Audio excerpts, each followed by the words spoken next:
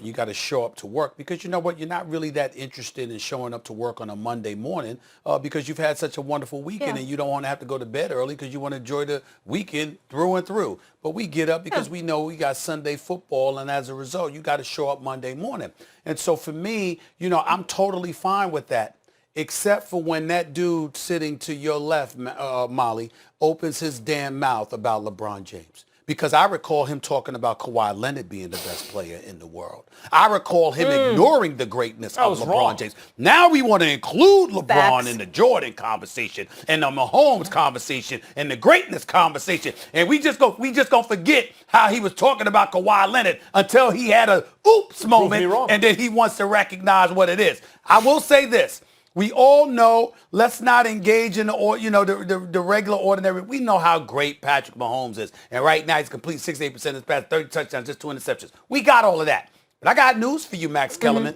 It ain't always about the best player. And that's where you and I part ways. But your position is consistent because you've always said the best player. And I said, no, there's plenty of times where we knew someone was better, but somebody else had a better season because of what they were asked to do. So this is not to sit up there and say that Patrick Mahomes is not the best because we recognize that he is.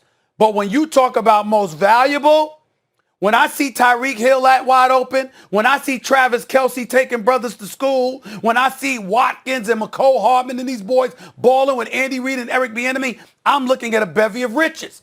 When I look at the Tennessee Titans and I see what that brother Derrick Henry is doing, I ask a simple question.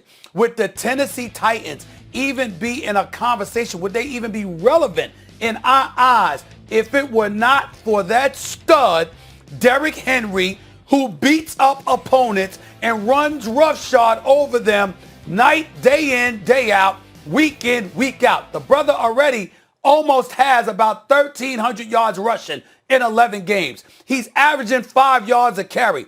Everybody in there, he's the number one threat. They understand it, and they still can't do anything about it. And it's him.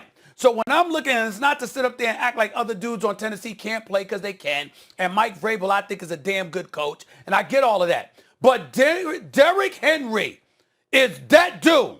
And I'm telling you right now, when we sit here and we have an MVP conversation right now, it needs to be Patrick Mahomes and Derrick Henry right here. Not here, right here.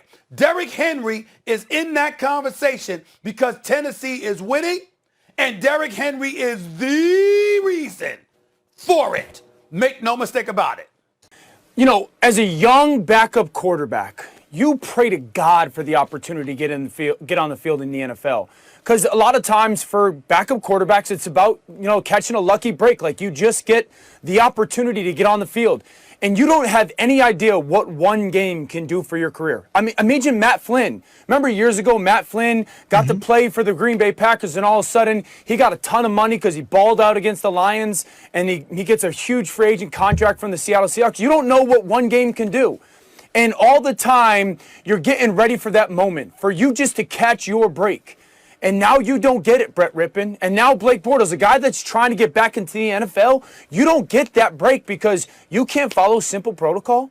Like you can't be an adult and do exactly what gets told to you by the NFL. And you did let your football team down. And you did let yourselves down because you couldn't do something that you thought wasn't that big a deal. Drew Lock, I'm supposed to give you the keys to my franchise. I'm supposed to believe that you can be a billion-dollar CEO and you can follow simple protocol. I don't care if you like it. I don't care. That's what is getting told for you to do by the people upstairs. And now you missed out on your opportunity to get on the field, Brett Rippon. And Blake Bortles trying to get back in the NFL, you missed out on your opportunity because you couldn't do that. And you can't go home now and tell your buddies or tell your girlfriend or tell your wife, I just needed a chance. I never got my chance. Yeah, you did. You had your chance. I don't care how the opportunity presented itself. You had your opportunity and you blew it because you couldn't follow simple guidelines. And that's on them. And I feel bad for the Broncos as an organization that now this brings the biggest question to mind for me when it comes to Drew Lock. How can I trust you with my franchise when I can't trust you to do things that you don't want to do? And so I feel bad for them as an organization, but that's on those players. They completely failed. Those quarterbacks completely failed their organization, and they failed themselves. Dan, someone that did not let their team down yesterday is Tyreek Hill of the Kansas City Chiefs. How could the Buccaneers allow him to just go nuts like that on them? Yeah, Key, it's a great point, man. I think the Buccaneers, it's really been highlighted on their offensive side this year, but the Buccaneers right now are the team that we're going to do what we do. We're just, this is who we are. We're going to play man coverage.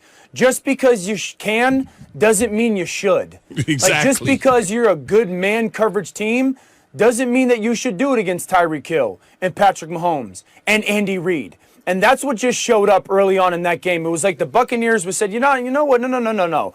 We're gonna be who we are, and we're gonna do what we do on defense, and that's play in your face man coverage, not against Tyreek Hill. You don't do that. We all know that, Key. You and I have sat there on the NFL Live set and said, don't play man coverage against these guys. They're too good. And the fact that the Bucs came out yesterday, and especially in that first quarter, and did that, is the reason that one of the big reasons why they lost that football game. It's puzzling because the NFL is such a copycat league. One of the things that I've always learned is I'm just going to somewhat take what the Raiders have been able to do to them over the last 2 games and implement that into my defensive scheme because I got that package somewhere.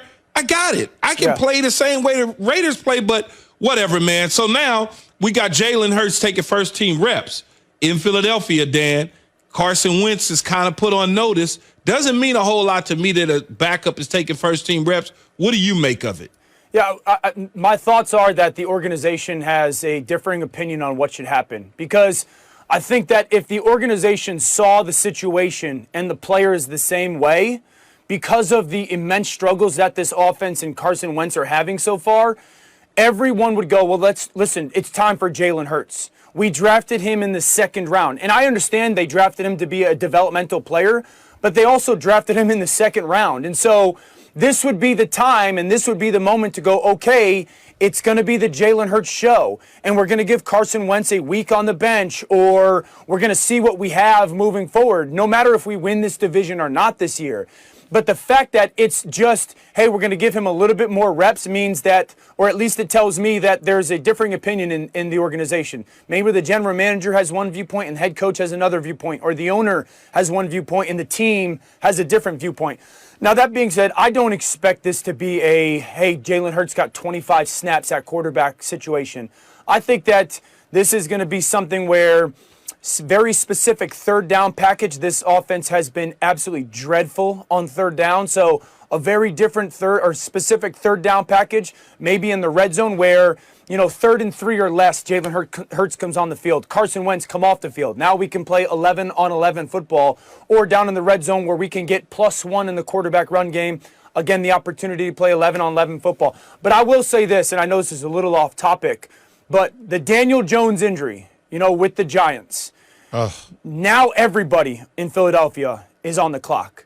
Like, if you can't win the division this year with Daniel Jones now hurt for we'll see how long, and the Washington football team with their quarterback situation, Dwayne Haskins not playing and Kyle Allen getting hurt, and now Alex Smith playing, and then the Cowboys, we all know, if you can't win the division this year, you're on the clock, because now everything has been served on a platter to you. Dan, I know you told us what you think the Eagles would do. What would you do if you have full autonomy?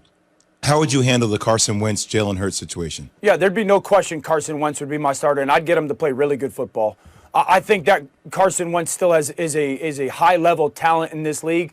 I said this last week, Jay. I think there's 2 really kind of groupings of quarterbacks in the NFL. There's thinkers and there's reactors. Some of the thinkers, Tom Brady, Drew Brees. I think Dak Prescott is one of the better thinkers in the NFL. And then there's reactors, and I think Carson Wentz is a reactor. And there's some guys that are both. He's a really very much so a thinker before the snap, but he's a reactor after the snap. I wouldn't sit him in the pocket a lot. I'd get him on the move a ton, somewhat like the Tennessee Titans do with Ryan Tannehill, and I'd let his athleticism kind of marry that football team. And if you watch the game over the last 2 or 3 weeks for Carson Wentz, I can see that there is the overwhelming evidence that he is scared to make mistakes right now. That you can almost see the little angel and the devil kind of sitting on his shoulder going, don't turn the ball over. Don't be risky with the football. Just take the check down. Well, that forces you to play cautious football. That forces you to take a quarterback's stinger away. I would get him on the move a ton. I'd create a quick passing game that created easier throws. I'd get my guys out in space, Miles Sanders. I'd use Jalen Reagor completely differently. I think Jalen Reagor is a true wide receiver in the NFL, not a gimmick or a gadget wide receiver. I would never sit him in the pocket, especially in an offensive line that's been absolutely decimated by injury. So you can't coach talent. I know that at that position, and he still has a ton of it. Indeed, Carson Wentz, a reactor. Could be a nuclear reactor because fans in Philly are about to go nuclear if this thing blows up for sure. Last thing, our show began on August 17th, and the single biggest moment from a social media perspective on the show